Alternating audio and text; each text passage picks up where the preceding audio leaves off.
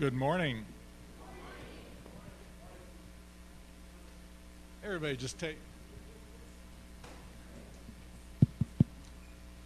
take your seats, and while you're getting seated, if you'll just take a moment and turn off your cell phones.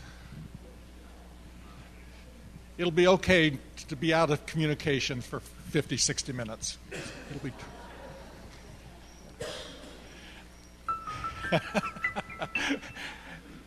Now, I would like you to take a breath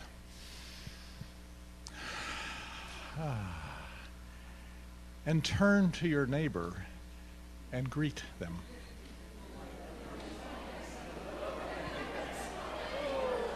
Good morning, Andrew.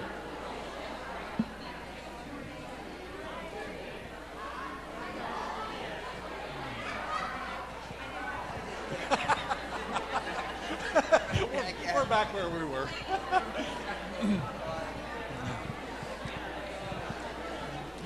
Well, how wonderful it is. Good morning. Welcome to the Golden Gate Center for Spiritual Living. I'm Reverend Brent Davis. And you know, there's somebody was saying earlier that the day after rain, when the sun comes out, it's so remarkable. Looking at the freshness, the light. Yeah, we are so grateful. And we can accept more rain. Just wanted to share just a paragraph with you this morning. I always turn to God's dictionary when I'm in need of guidance. Forgiveness. Forgiveness is the most selfish act in the world, but few people know this. It's actually a transliteration of the Latin word that means to thoroughly give away, to give up. And the Anglo-Saxon make this process a little clearer, saying, what we do when we forgive is to give away whatever we're holding on to ourselves, we're holding on to too closely. So welcome this morning. I know that you're going to have an amazing experience. And it's just good to have you all here. The words of the chant, not on the screen, but in your mind. In your mind. So we just open. The chant will be on the back of your eyelids. Let's all stand up and focus together. May we learn to live in love. May we learn to forgive every day. May we learn to forgive every day. May we come from the place. May we come from the place where there's no need to blame. Where there's no need to blame. May we recognize that deep inside. May we recognize that deep inside. We're all the same. We're all the same. May we learn to live in love. May we learn to live in love. May we learn to forgive. May we learn to forgive every day. May we come from the place. May we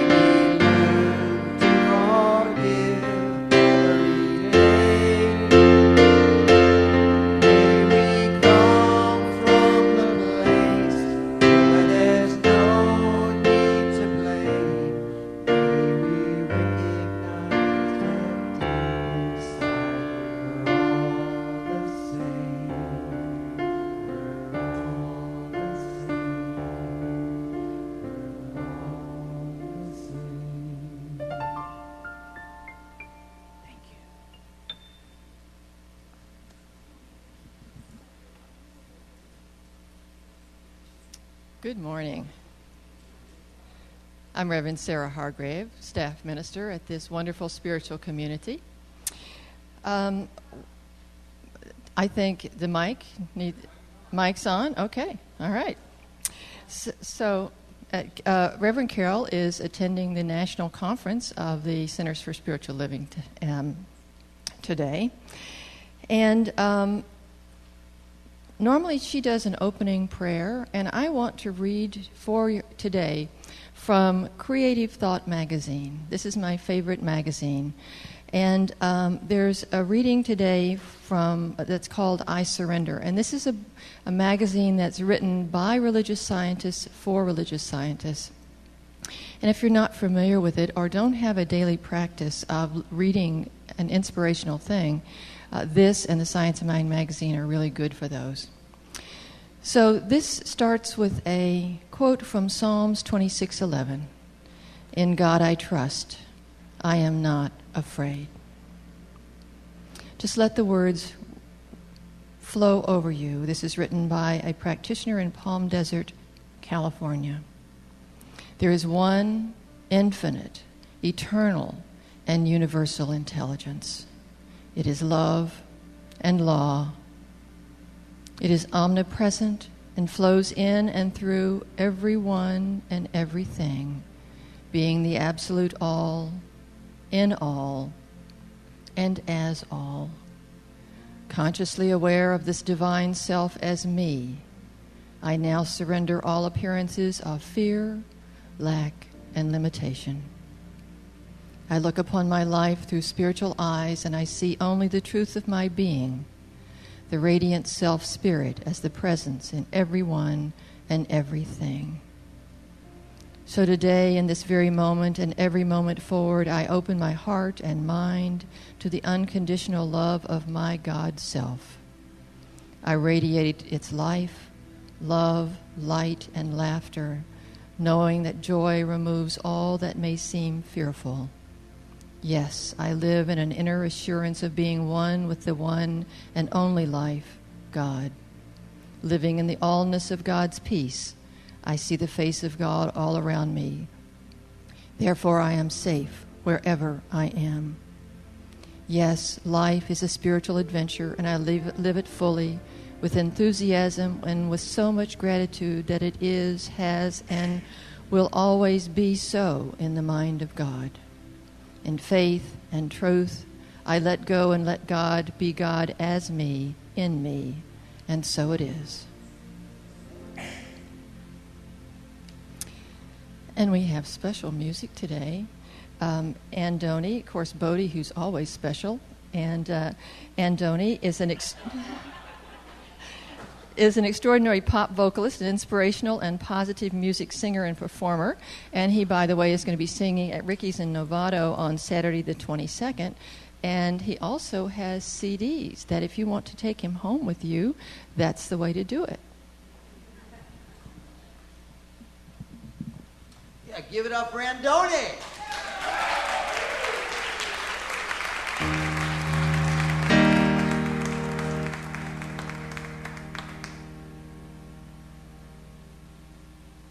Song was written by Chad Joseph. It's called Free River.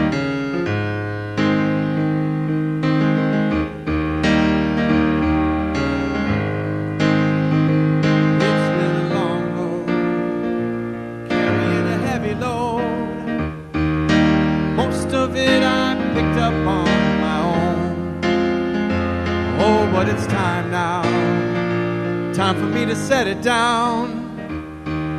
'Cause I'm tired of struggling and doing it alone. And I'm ready to come home. So take me down to Freedom River, where love's cool water is gonna wash me clean. Where the sky is blue and the past is forgiven. Where my mind can rest and my spirit is free. Where my mind can rest and my heart is at peace.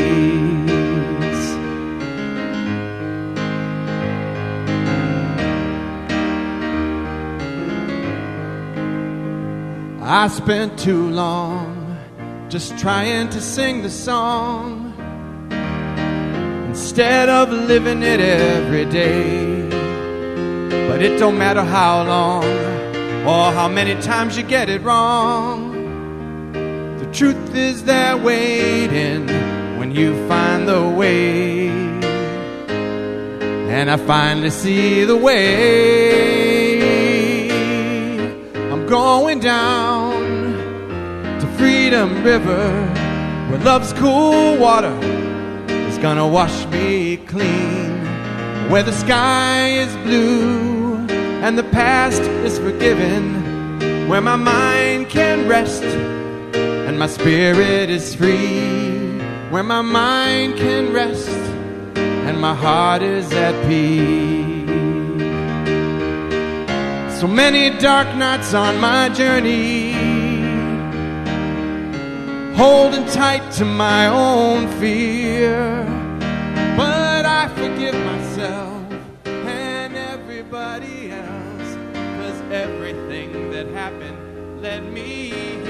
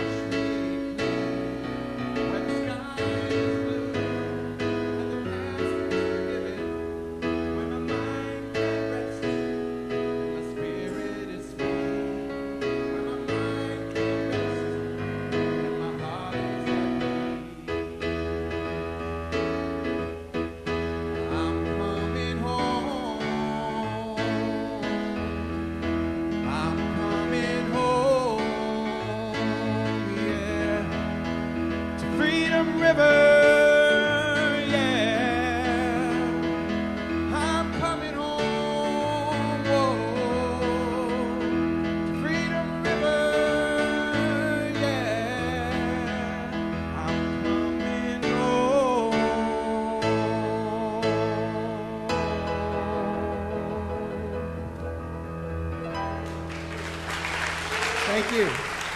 Let's go home.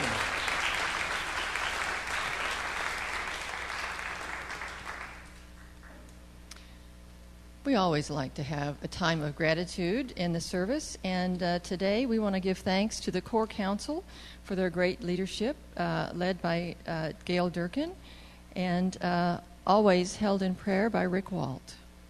So thank you, and any other...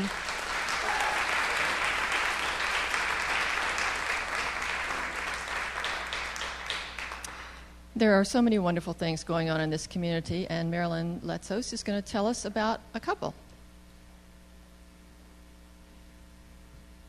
Thank you. I'm teaching a course that's called Self-Mastery. It's not about disciplining ourselves to behave in a straight and narrow line. Actually, it's about taking off all those voices that say, you should do this and you'd better do that. Because at the core of each one of us, the divine self has never forgotten who we really are, has never forgotten that we're one with spirit and have access to all the love and power and peace, joy, freedom, order, abundance that is in spirit. And somehow in life we learn not to listen to that. We learn that it's more important to do what other people think we should do to live up to this dream, but not quite sure what that is, but we'd better live up to it. And we as Andoni saying, we pick up a lot of stuff that blocks out that divinity, that power, that joy. And self-mastery is a 9-week course of self-inquiry where we choose more consciously what we are for, what we're here for, and what's important to us. And we allow the real self, the divine self, to come through.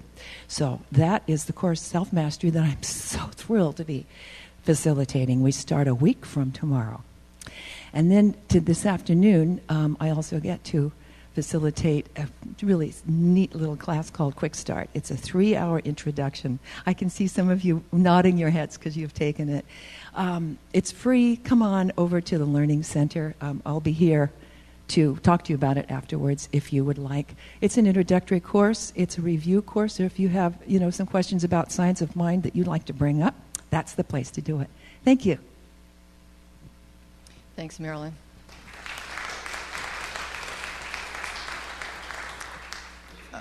For several years, I've been holding conversations and meetings for us to come together as a community to discuss how we as a community can help each other with our individual success. And there are a lot of folks out here in our community who are on their own, self-employed, working on their own professionally and personally, and could use some support and connection. So in past meetings, we've brainstormed and shared ideas and learned how to increase our work and our business, and also to find people to go to the movies with or hike with, or I understand somebody even found a housemate.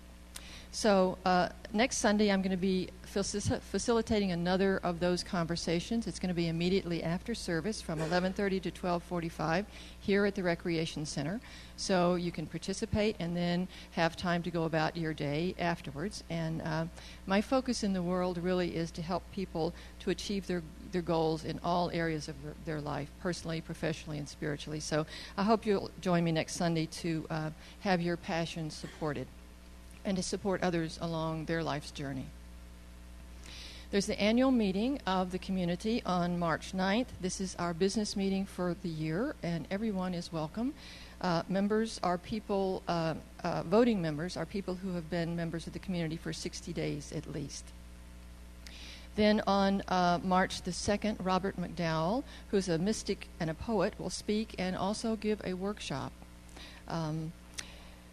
And also, if you have back issues of Science of Mind magazine or Creative Thought magazine and would like to recycle them, you can give them to the newcomers table to pass them on to bless other people's lives.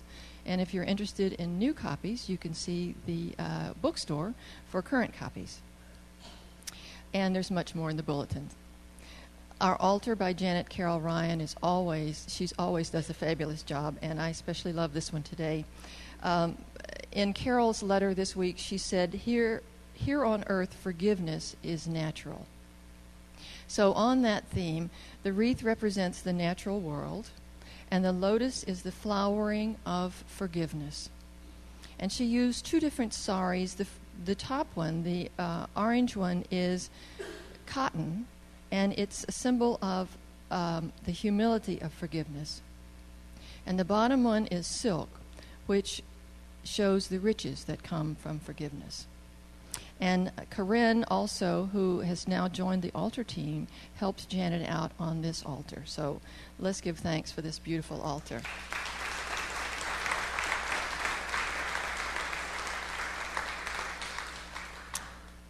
And I think I forgot to talk about the children first. And so today they're going to be talking about making choices. And Deborah showed me a wonderful bookmark that they've created, which says, what good can I do today? And so it's looking at what good can I do today for my community and my family and all around me. So, and we thank those teachers for preparing every Sunday for those children that show up and for themselves. If you're here for the first time or here all the time, we are so grateful to have you in this community. And know that each of you are expressions of the divine. And if you're here for the first time, we hope that you feel right at home. And I will be at there's a newcomers table and an education table, and I hope if you're new, you will come and introduce yourself to me. The theme of this year is what we believe. And the statement of this month is, we believe in the incarnation of the Spirit in everyone, and that all people are incarnations of the one Spirit. And the word for today is forgiveness. Fred Luskin was scheduled to speak for us today about forgiveness, but he had a death in his family. And so we are really privileged that Reverend Andrew Bozeman decided to step in and agreed to step in to talk about forgiveness in Fred's place. And I want to tell you about Andrew. He's a member of the executive committee that manages the Worldwide Forgiveness Alliance and is head of his own for-profit company, the Bozeman Development Group.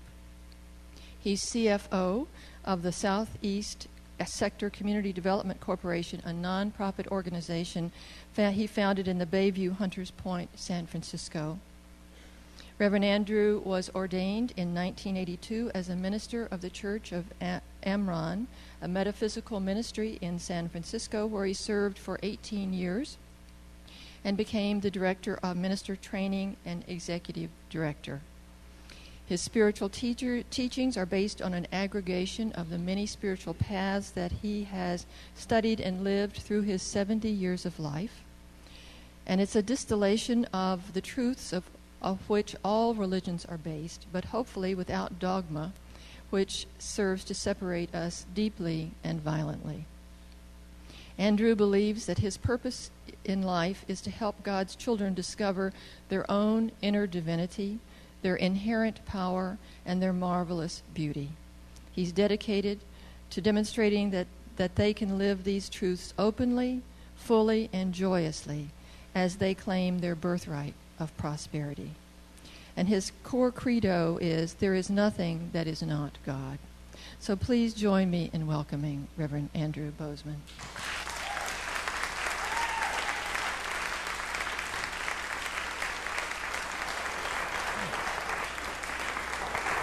Thank you.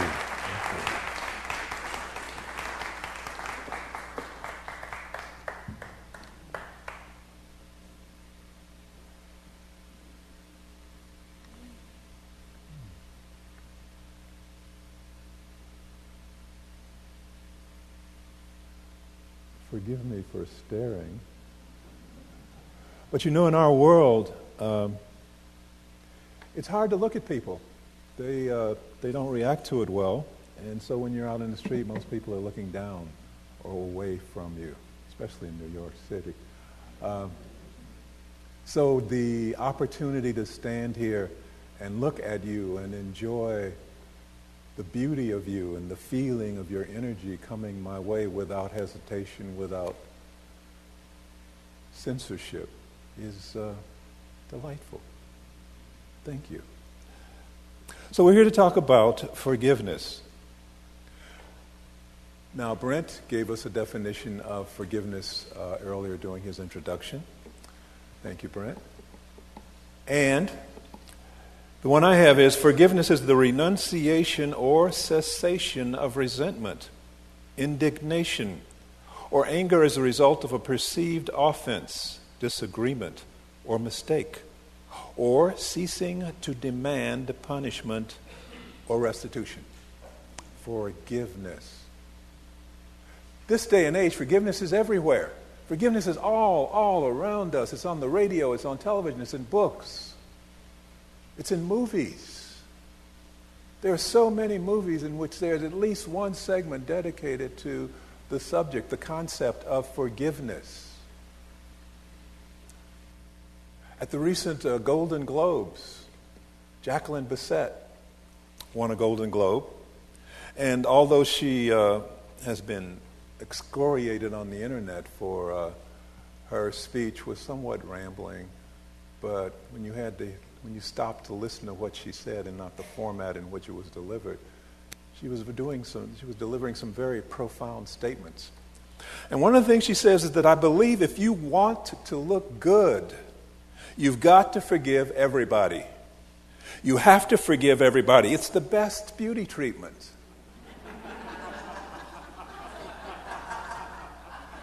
Forgiveness for yourself and for others. So later, she was being interviewed and said, why did you say that? What does that mean? And she said, if you have that attitude of entitlement and you don't realize that we're all trying to live together and be a part of each other's worlds, then I think you've got to forgive. And if you don't get something, you've got to find a way to keep your body flowing, still moving through, and not getting stuck in tension and anger. And I totally believe that what you think shows on your face. Ultimately, I don't think you can be really glamorous or feminine and female without being relaxed. And I think being relaxed is a part of, if it's like a letting go and accepting things as they are and thanking the world for what you get. It may be esoteric as a thought, but that's kind of the way I feel. Thank you. Thank you, Jacqueline. So, they make fun on the internet of her. There are a few people who come to her defense. But the truth of the matter is, she speaks as a prophet. Forgive. Forgiveness makes you beautiful. Ben Affleck last year won the Academy Award for Best Picture. He directed a movie called Argo. So he won Best Director and Best Picture. And he also got criticized for his acceptance speech. He was so excited and he's thanking everybody. The one thing he got criticized for was he thanked his wife for working so hard with him to make their marriage work, which everybody says, why do you have to work to make? He just insulted her by saying marriage was work. Please, people.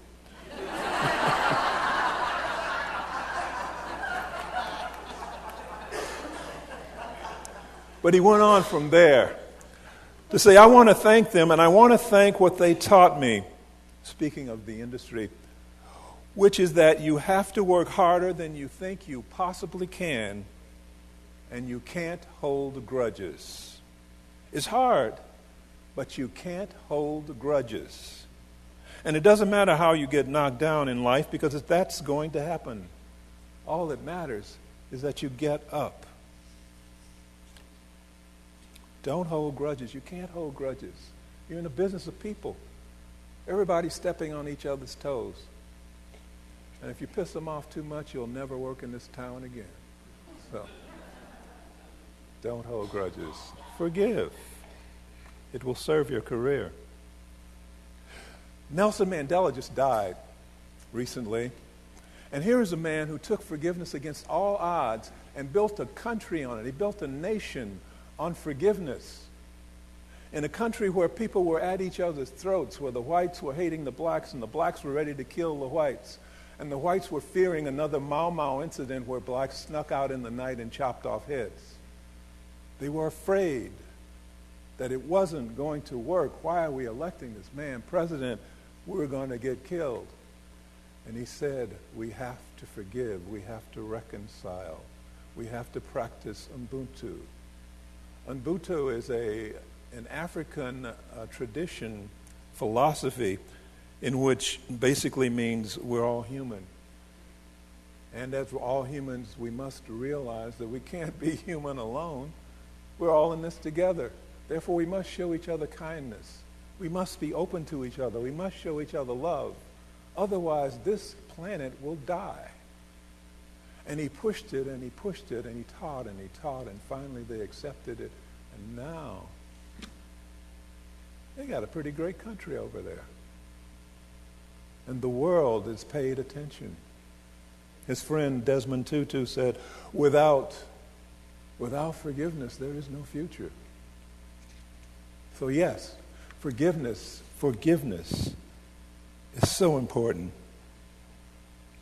Wayne Dwyer, the motivational speaker, the author, he's done 41 books. He's got 100 million books on the market, 47 languages.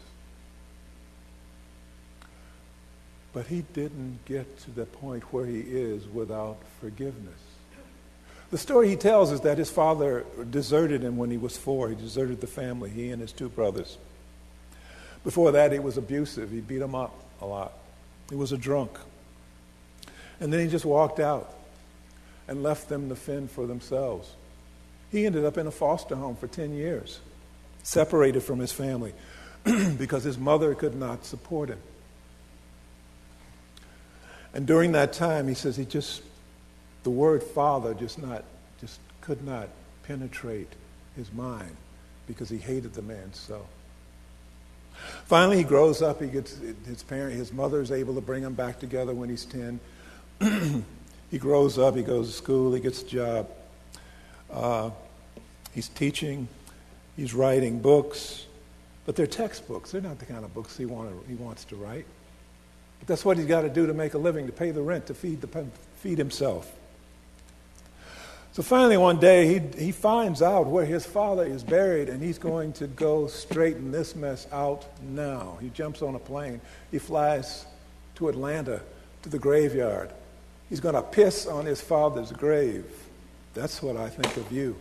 So he's standing there on his father's grave, ranting and raving for 3 solid hours about how much he hates this man and all that this man has done to him.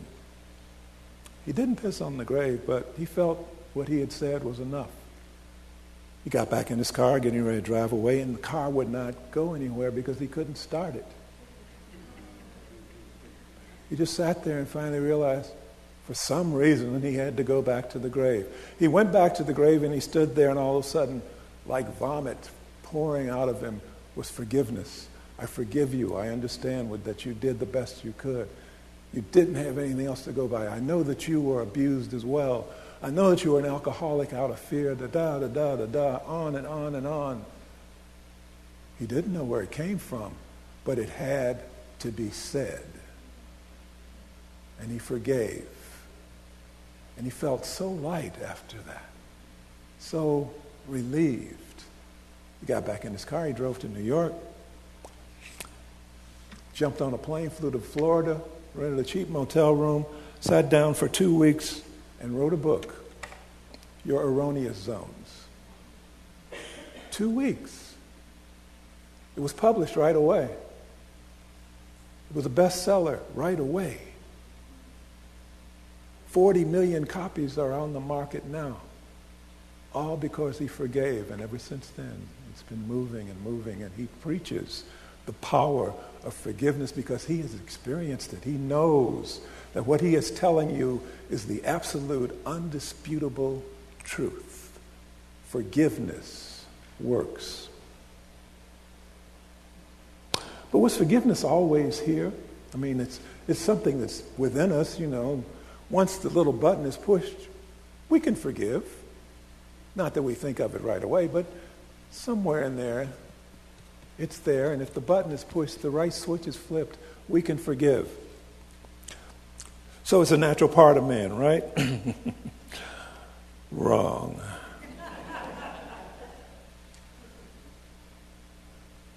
The old way that one would forgive is to kill the offender. You know, we had duels, we got war. You would wish that a rock would fall on your head. Revenge was the key. It's like, unless you die, I am not going to feel better because my honor has been damaged by your act. Therefore, you must die. You must pay. You must suffer in some way. And that still goes on today, but somewhere along the line, a new element was introduced called forgiveness.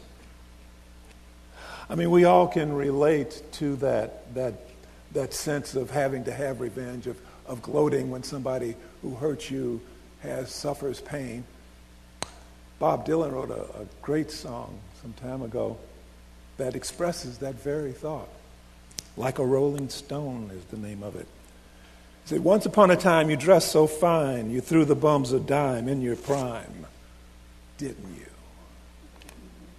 People call and say, beware thou, you're bound to fall. You thought that they were all kidding you.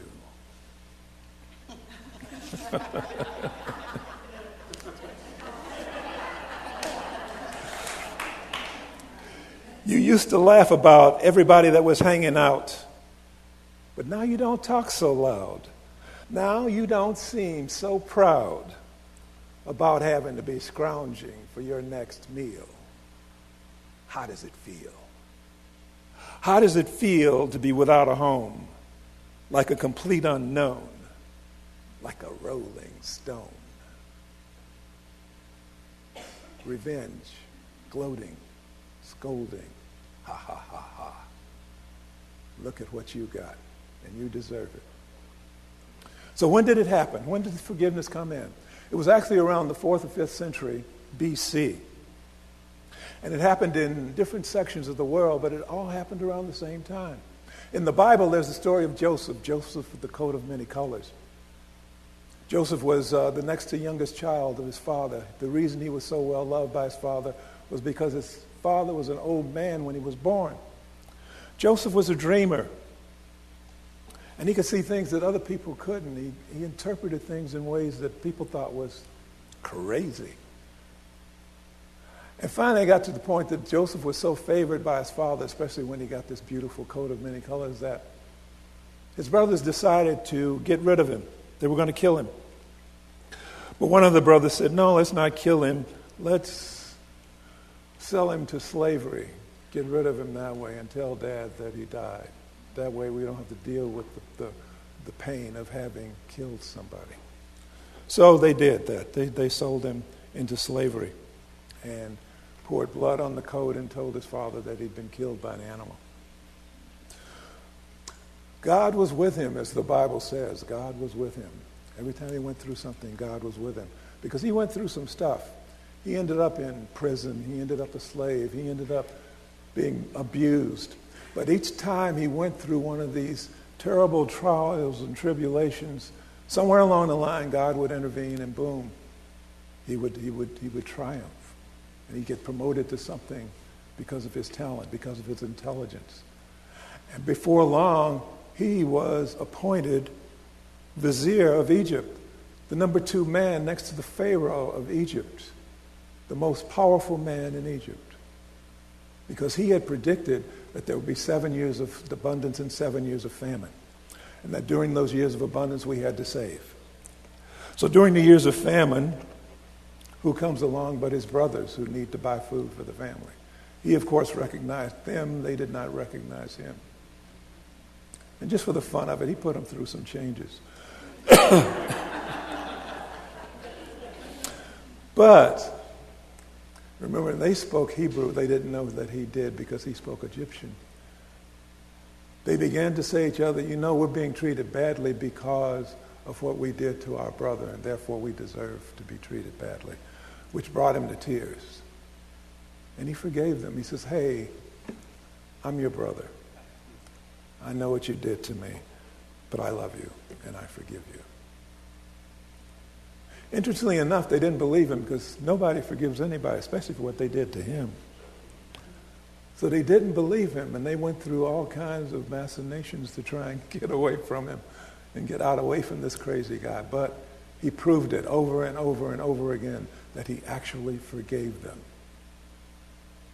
Book of Genesis, estimated to be the 4th or 5th century BC.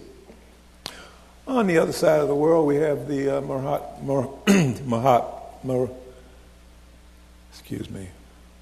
Mahabharata. The Mahabharata is a huge scriptural book written in India, basis of the Hindu religion. Over 100,000 verses, longest poem in the world. And in that book, there's a conversation in which forgiveness pops up many times, but this conversation says there is only one defect in forgiving persons and not another. That defect is that people take a forgiving person to be weak. That defect, however, should not be taken into consideration, for forgiveness is a great power. Forgiveness is a virtue of the weak and an ornament of the strong. Forgiveness subdues all in this world. What is there that forgiveness cannot achieve? What can a wicked person do unto him who carries the saber of forgiveness? Powerful weapon. In the Bhagavad Gita, which is a smaller part of the Mahabharata. I always knew how to pronounce it before. Which is the conversation with Krishna, the great God, Lord Krishna. And Krishna says, to be free, shun the experiences of the senses like poison. Turn your attention to forgiveness, sincerity, kindness, simplicity, truth. Thank you. So here we are.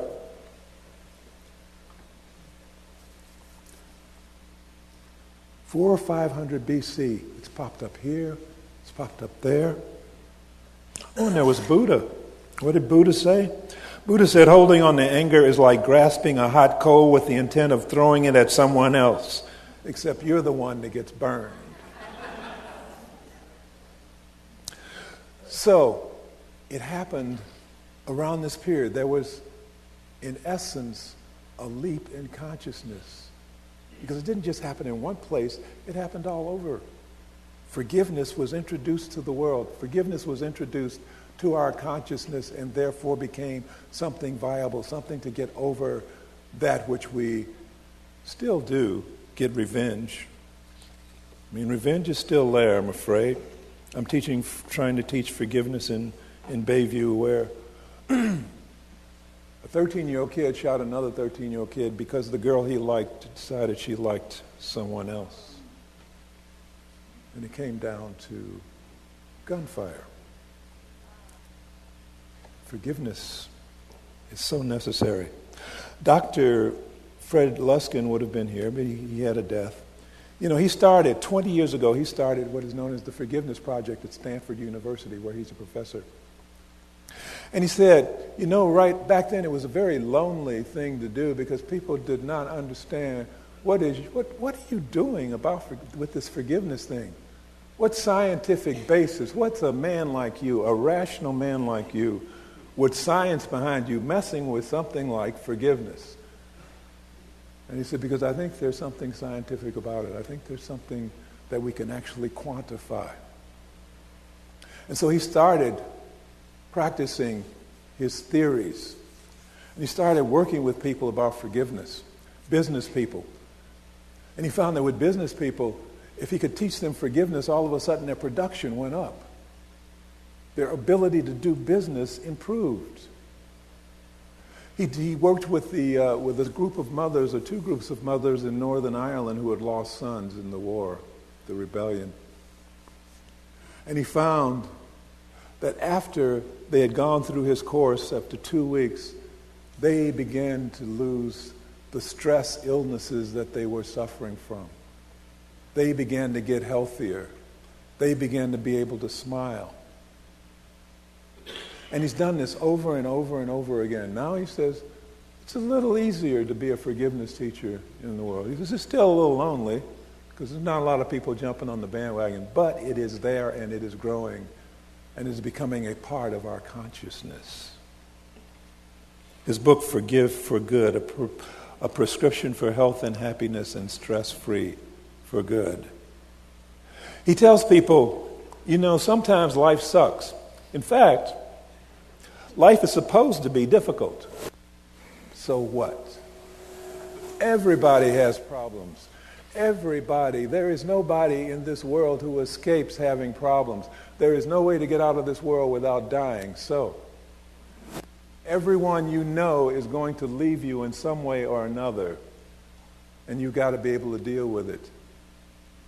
And forgiveness is a way of getting over that grief. He finds that he has to wait a couple of years before he actually brings the concept of forgiveness to someone who suffered a strong trauma. He said, because for the first 2 years, there is no room for forgiveness. There's only room for anger, resentment, and grief. But after 2 years, after they're stepped back a little bit, then there's an ability to begin to accept the possibility of forgiveness. Forgiveness is a very, very powerful tool. Forgiveness is something that is a deep part of us. It is part of us because of conditioning. It's part of us because we're human. And it's part of us because it is necessary for us to be able to move to a higher level of consciousness. A higher level. You know, because we're here not to stay human. We're here to evolve ourselves to the point that we too are the gods that we already are. We already are. It's just that we came down here to play and test ourselves and work at it to see if we could get back to the garden. We can, but it takes a little work. It takes a little concentration. And I'm a forgiveness teacher, but I still got to practice it. I still have to remember what I'm doing. I was talking to one of my ex-wives.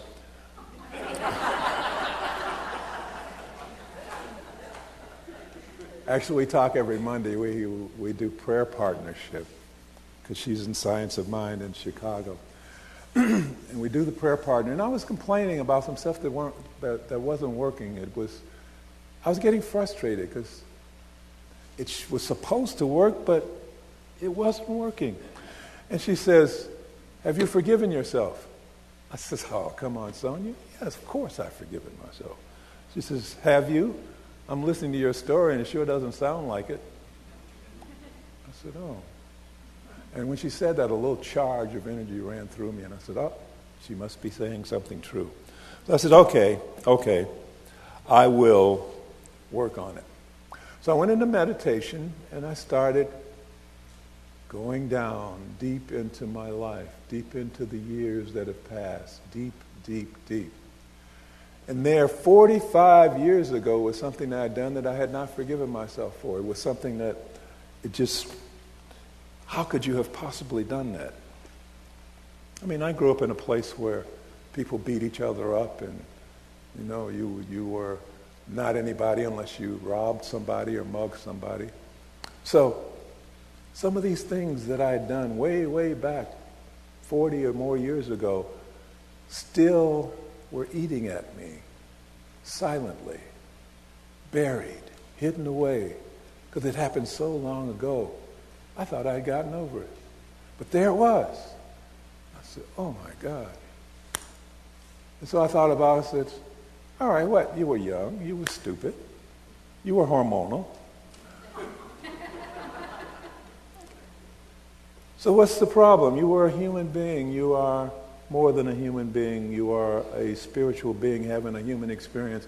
It was part of your training. It was part of your teaching. If you had not done that, then you could not have learned the regret that you learned. Come on now, forgive yourself." And so I began, I forgive myself, I forgive myself, I forgive myself, I forgive myself. I forgive myself for hours. I forgive myself, I forgive myself, I forgive myself, I forgive myself. And then something strange happened. When I got a phone call, somebody had money that they'd been owing me, but somehow hadn't gotten around to call me to let me know it was coming. So they wanted to let me know that it was coming. The phone rang again. It was Reverend Carroll who says, "Would you like to do a talk on forgiveness?"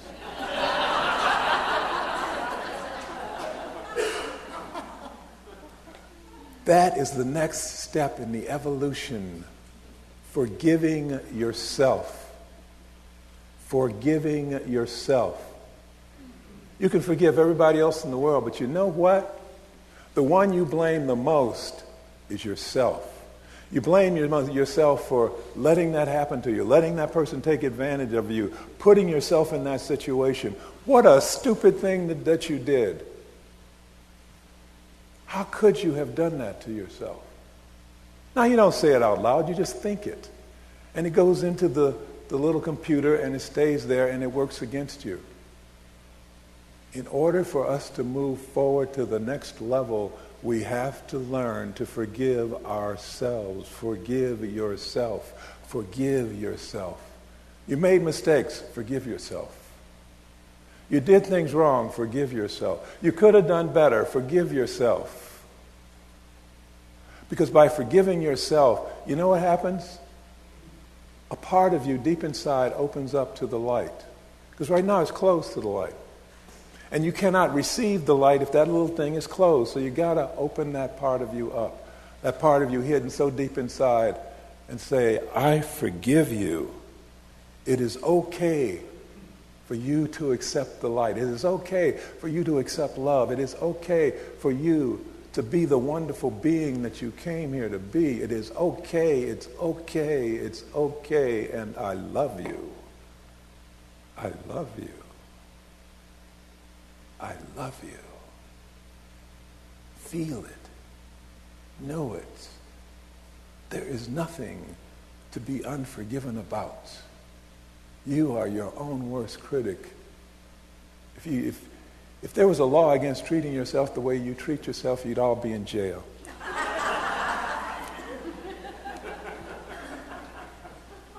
Forgive yourself. Forgive yourself. Forgive yourself. And we'll all rise together.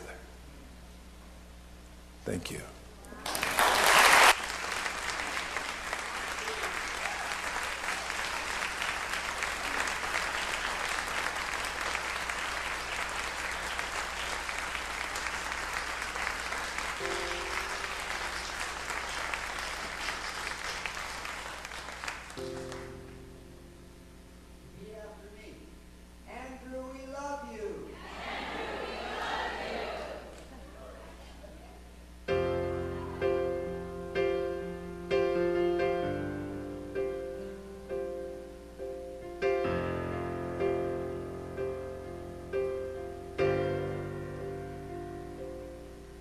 Gladly walk across the desert with no shoes upon my feet, to share with you the last bite of bread I had to eat. I would swim out to save you in your sea of broken dreams.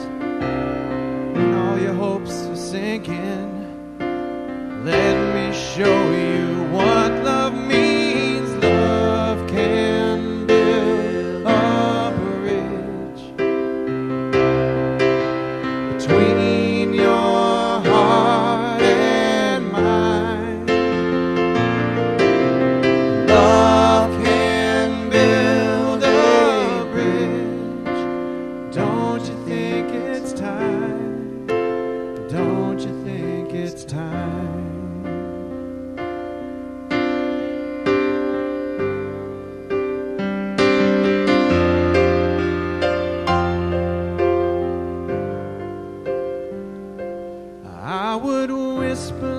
So loudly every heart would understand that love and only love can join the tribes of man. I would give my heart's desire so that you might see. The first step is to realize that it all begins with you and me. Love can build a bridge between your heart and mine. Love can build a bridge. Don't you think it's time? Don't you think it's time?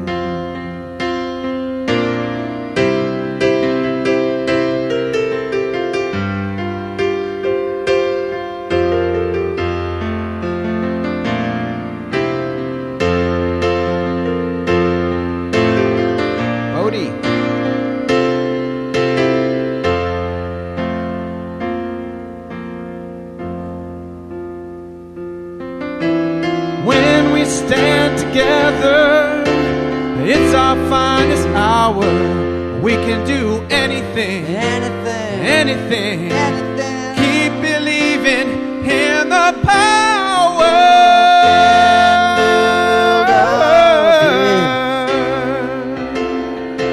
Between your heart and mine, love can build a bridge. Don't you think it's time? Don't you think it's time? Love can build a bridge. Everybody. Between your heart and mine, love can build a bridge. Don't you think it's time? Don't you think it's time?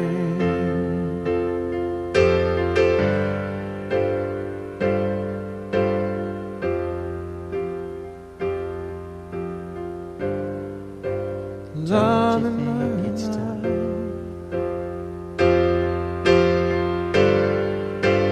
Love and only love.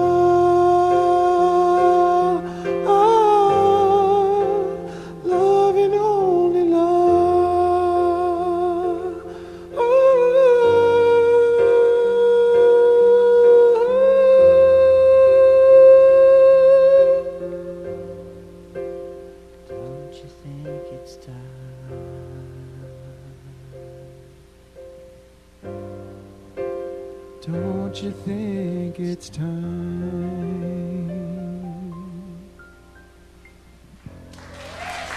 Thank you, Bodie.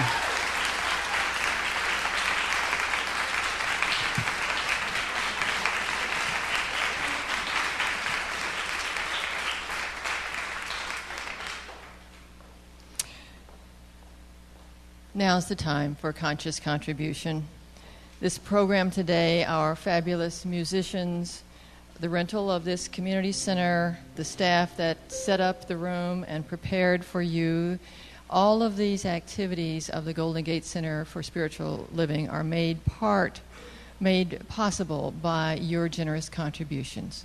And we're grateful for your presence and also your contributions, because both are valuable, and your presence alone is an incredible, and your participation is an incredible gift to community and to each other.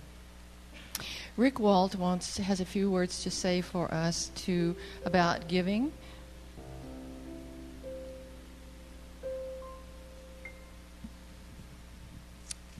We have formed a new core here at the Golden Gate Center for Spiritual Living, and it's the Prosperity Core. And our mission, we haven't really come up with a mission statement yet, but the energy behind it is that we're going to change the prosperity consciousness of this congregation, of this community.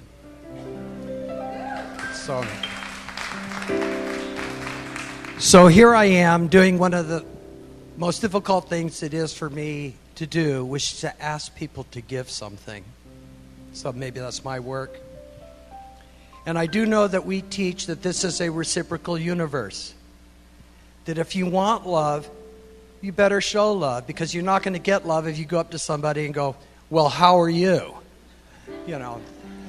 So you need to show love if you want love. If you want money, give money. Show me the money. Well, thanks, Jerry. Actually, no, it was the other guy. But anyway. And all I can say from my experience is that once I started tithing, all my money issues really went away. Within 2 years, I became, by my own definition, rich, which was that I could go anywhere in the world, anytime I wanted. So that was my definition. Within 2 years after I started tithing. Now, thank you, Reverend Andrew. I wanted to start with gratitude, and I thank you for your talk. So, forgive yourself if you're not giving 10%, and whether you're having the internal debate whether or not it's net or gross. You know, let it all go. Love what you give, and love that you're starting, because you can only start from where you are. So thank you.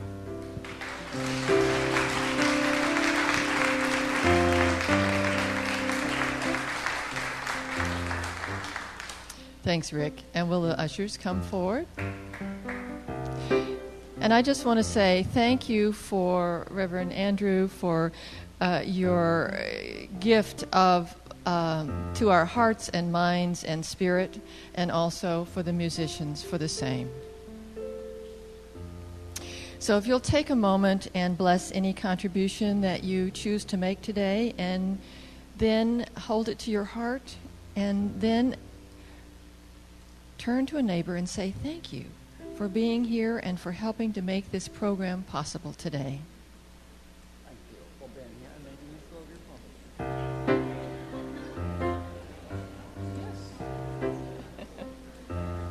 Okay, we're going to sing another chant from my new songbook.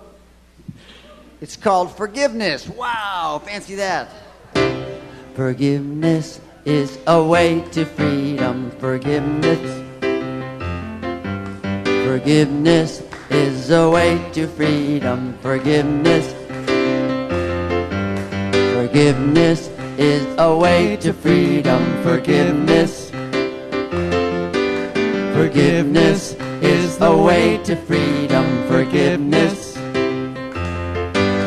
Let go.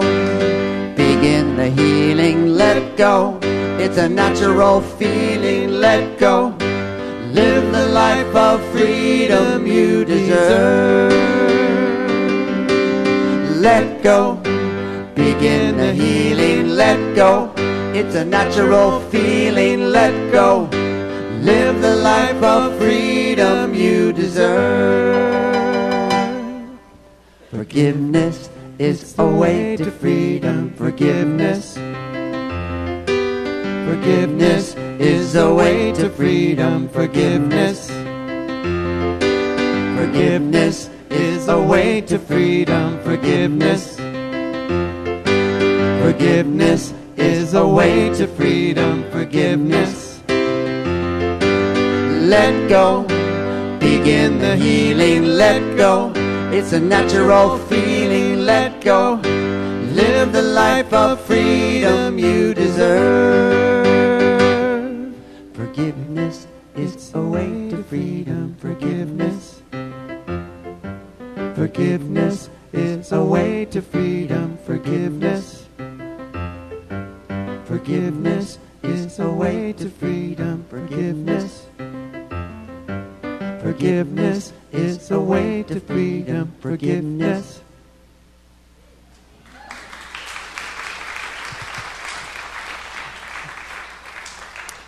And we give thanks knowing that what we give is not a debt we owe, but a seed we sow.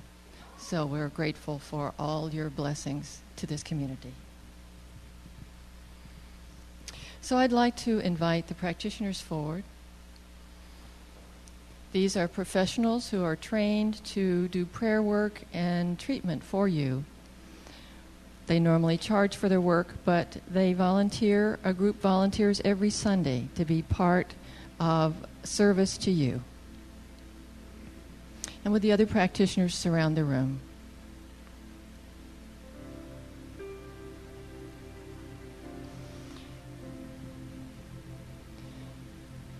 And join me in prayer as we remember the words of Marianne Williamson, who says, "The only thing to forgive is the belief that there's anything to forgive." So we open our hearts and minds to the infinite intelligence to know that Spirit is all there is, ever present in everyone and everything. And we open our minds to the awareness that infinite intelligence is harmonizing and healing all in our life for our comfort and ease and joy and peace of mind. And we open our hearts to the love of Spirit and to the love of this community and the greater world and to the love for ourselves as an infinite being, an expression of God. And we open our bodies to the healing power of Spirit's love and ease, knowing that, again, all is harmonized and healed. And we let go of anything that may have remained unspoken or spoken, unforgiven, and let it melt back into the nothingness of consciousness that it came from, leaving only peace and ease and joy and pleasure. So we accept this as done and simply wait for wonderful reports and delightful surprises. And so it is. Amen.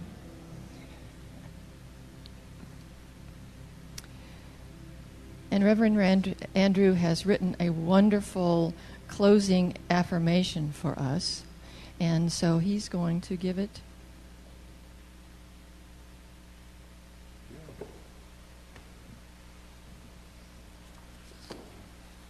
Thank you. One thing I want to acknowledge is Robert Plath, sitting here before me, who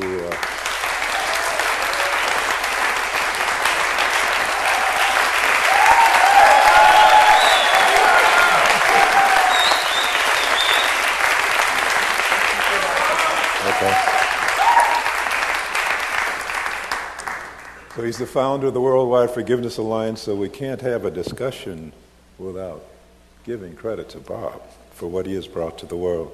Thank you, Bob. And in the song talking about building a bridge to the heart, there is an incredible amount of power that the heart produces just itself. Science has discovered that it radiates this energy, these vibrations that are felt 4 feet outside the body. 4 feet. It's a discovery of a group called Heart Math Institute. And Janet is pretty well-versed in heart math. So check with her. She can tell you about it. Very powerful.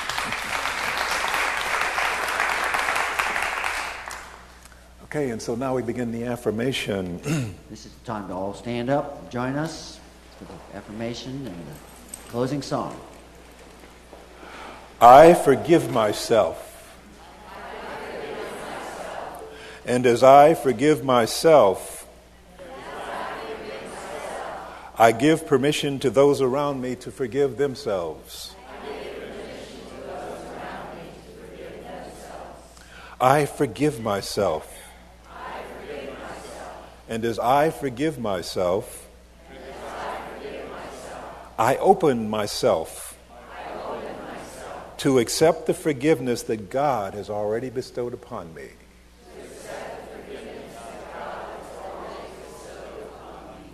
I forgive myself. And as I forgive myself, I feel the flowering light of love, erasing the darkness of judgment deep within me. I forgive myself. And as I forgive myself, I find peace. I accept peace. I feel peace. I am peace. I forgive myself. And as I forgive myself, I allow the truth of who and what I really am to surround me and fill me and lift me. I am an individualized expression of the infinite mind.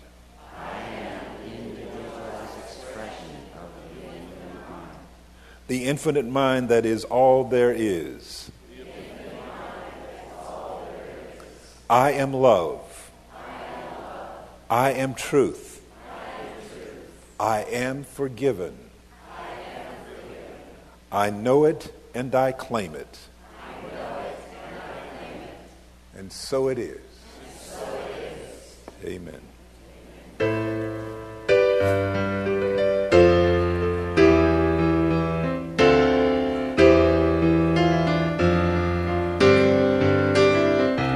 I am a prayer for peace. Wherever I go, peace goes with me. And I feel peace inside. With every breath, peace abides. And I know the joy of peace. And I choose to release every moment. Love wakes up and peace is every step. And peace is every step. And peace is every step.